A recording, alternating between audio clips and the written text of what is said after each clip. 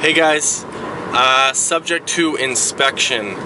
A subject to inspection I would always recommend, personally, if it's a brand new product or used product. The reason for this is, obviously the inspector can only do a surface kind of search. They can't drill into the walls or do anything like that. They can only get into the areas that hopefully the management company will allow them. And 50% of the time, the strata management won't allow them onto the roof just due to liability. But perfect case scenario, they get into the electrical facilities, the elevator room, the roof, and then obviously throughout your unit and the parkade and the rest of the building.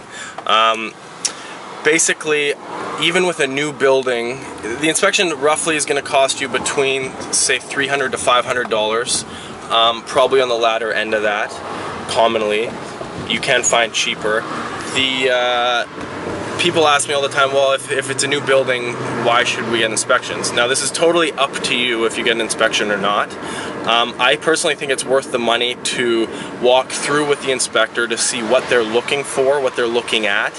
Even if it is a new building and there's not going to be anything wrong, they're still going to point things out to you that you presumably did not know before, and you're going to get an inspection report from this inspector just looking at what they've looked at and what they've found. So, especially if it's for your first place, if you're a first-time buyer, it's always good. You can always take that inspection report onto your second and third place, and when you're going through yourself, you can, once you've purchased, I mean, it's just things to keep an eye out for, or may spark some questions that you may have for the selling agent when looking for your next place. But either way, I mean, it is a minimal cost in the scheme of the whole process, and it is a massive learning experience. And then, I mean, beyond that, if we're in looking at older buildings as well, who knows, we may find an issue. There's always going to be a dollar value that you put a cumulative cost of repairs not to exceed, for example, $500. You can put any dollar value you want, but again, you've got to be realistic at there's going to be something wrong, be it chipped paint or something cosmetic, or a fan in the bathroom broken or something like that along the way. But just to keep in mind. So if you do have any questions about the subject to inspection clause, I've listed it just below as well, or above, so you can see it.